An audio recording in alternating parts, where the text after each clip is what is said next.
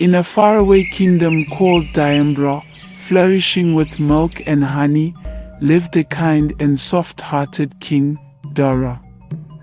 He cared so much for his people, and was his lifelong wish to see them always happy and prosperous, never lacking in anything.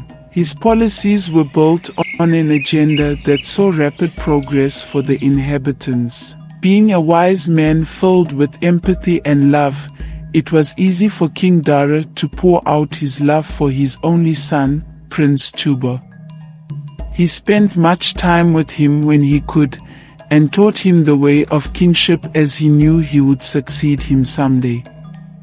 His beautiful wife, Queen Marima, had passed away when Prince Tuba was only 3 years old, hence the vacuum of emptiness, filled with the complete love for his son. But as bad fate will have it, Diambra faced an unexpected hardship. Drought hit them hard, causing their crops to wither, and livestock dead. The rivers dried, the fishes therein dying. It was as bad as could be imagined, and the worst they had ever witnessed in history. This left a heaviness on the chest of King Dara, who least expected this outcome. He visited the lands that have now been scorched to nothingness, and his heart sank even more when he sighted the inhabitants who were slowly withering away. He ordered the release of stored food, so everyone could have a portion to feed on, but it was soon to wane as there was nothing to replenish. Day and night, the troubled king will stroll his quarters, bothered about the bad situation, praying for a miracle. He had several meetings with his subjects, brooding over what to do, and even consulted the gods through the chief priest. It was as though the gods had left them to their fate. Help was neither coming from above nor below. King Dara sent his messengers on errands to reach out to neighboring villages for help, but the challenge was almost a pandemic everywhere. He reached out to his friends in other kingdoms, but for the fear of losing the little they had, they all turned their backs to the troubled king. Heavy burdened with a mind that was out of logical ideas, King Dara set his mind on a mission. He remembered a story long told to him by his father about a very powerful sorceress who lived in a cave, deep in the north side of the Forbidden Forest. It was said to him as a boy that this sorceress possessed a very powerful spirit that could alter the course of nature. She could command rains in the dry season, and command night to turn into day. He had disregarded the possibility of the existence of such a being even as a boy, as it was just a story like the numerous he had heard. A drowning man, as they say, clutches at straws. Exhausted from options to revive his land, the king set himself on a mission to chase after the wind. In his mind, it was just a walk in a madman's fantasies. Knowing the mockery his actions could warrant, he set himself on a lone mission to this non-existing place, knowing well to expect nothing. Thus, King Dara ventured into the wild forest, dreaded by even the most skilled hunters and warriors. It was a long and hard journey. Night came and the king rested at the convenient place this forest could offer. It was a dreaded one that kept him wide awake after some few winks, as he would occasionally hear the sound of wild animals and the howls from haunting spirits. He dreaded this mission, which was almost like a death sentence, and promised to go back to his dying kingdom if he made it through the night. After all, this was a foolish man's errand. At the break of dawn, King Dara woke up, getting his horse ready for a return journey. He looked about and realized that in his chase after the wind, he had lost his bearings. Getting out of this maze forest was going to be a miracle. The king was lost and had no idea how to make his way out. He searched and searched for a familiar path, but the confusion only became a pile. Seeing a hill, he climbed up it to gain the advantage of stretched sight. Far off in the distance, he saw what might have been smoke up ahead in the forest, coming from the top of a mountain. At first, he discarded it as it might have been his eyes playing tricks on him after such a long search. But he looked closely and indeed, there was smoke from afar, emitting from the mountain. Who could be living there, he thought. Was it the powerful sorceress he'd heard about? No. There was no such sorceress who was living in the forest of his kingdom, he said to himself. Then, why the smoke? Well, it could just be that part of the forest, caught up in fire as everything was dried up. But there was something deep inside of him, telling him to go investigate. An insatiable desire for curiosity. Nothing ventured, nothing gained, he thought. He had come this far and was lost after all.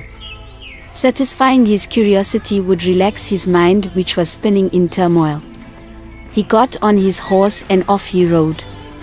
As the king got closer, he could smell what felt like herbs and spices. He saw a shawl, caught in some thorns. Now, his disregard for the possibility of human activities was becoming real, but of course, not a sorceress. Half an hour more and the king came to a spot he had never imagined could ever exist. Shimmering jewels and precious stones strewn on the ground, leading towards the mouth of a glowing cave. Indeed, this was no ordinary place, he said to himself. Something spirit-like lived here. He came down from his horse and stared at the entrance of the cave, confusion gripping him. Should he satisfy his curiosity by entering? But what if he never made it out, he thought. He looked at the precious jewels that abound and thought he could fill his sack, go back to his people, and buy them prosperity at any cost. This thought felt easy and feasible. He picked up a gold chain and suddenly, he was caught up in a whirlwind, whirling him into the cave. He fell through what felt like an endless tunnel. Fear gripped him and he knew death was inevitable at this point. Softly, he landed on the cold floor of the cave, surprise gripping him. He looked ahead panicky and saw all manner of uncommon artifacts, smoke emitting through a chimney from a cauldron over a blazing fire. Before he appeared an old withered sorceress with a personality he had never seen any being possess. His instinct was to run, but fear had him in grips. The old sorceress peered at him as if she could see right through his soul. I didn't mean to intrude, he voiced out when he found it. The old sorceress laughed shrilly, increasing the fear of the king. But you did mean to, she said. You are here for redemption, King Dara, seeking prosperity for your people. The king nodded in surprise, wondering how she could know his heart's desire. My people are dying and the land is in shambles, he said. All I want is to be reinstated, but I don't know what else to do, he added. You came for help, and help I will offer, she said. You doubted, but determination brought you here. I will not watch a king give too much and return empty for a futile journey. Elation was now sinking into the heart of the troubled king. By the spirits of my gods who have given me supernatural powers, I will bring rain to the land. The crops will flourish and livestock increase. Your barns will be filled with grains and your lands greener than before. Riches will be in your possession and you will become more powerful than all the kings in the kingdoms far and near, she said to the bewildered king. Do this for my people and I promise to give you anything you want. She laughed and made jest of him for having nothing to offer her.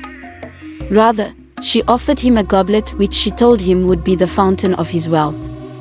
He or no one was to ever drink from it. That was the only hard rule. The king wondered how such a little instruction could be the only rule to such bounty that abound. He was overjoyed in his heart. Thanking her, she waved her hand over him, causing him to fall into a trance. King Dara woke up in his room, on his bed, wondering how he got there. He thought of his encounter as a dream or a vision, but turning to his side, he saw the goblet by him. He took it, staring at it in wonder. He placed it on his table, just when his son, the prince, came running through very excited. Father, father! He exclaimed. "Come outside and see. It is raining." He added. The king, in shock, rushed, leaving the boy with the goblet, no time to instruct him never to drink from it, as joy and curiosity filled his mind.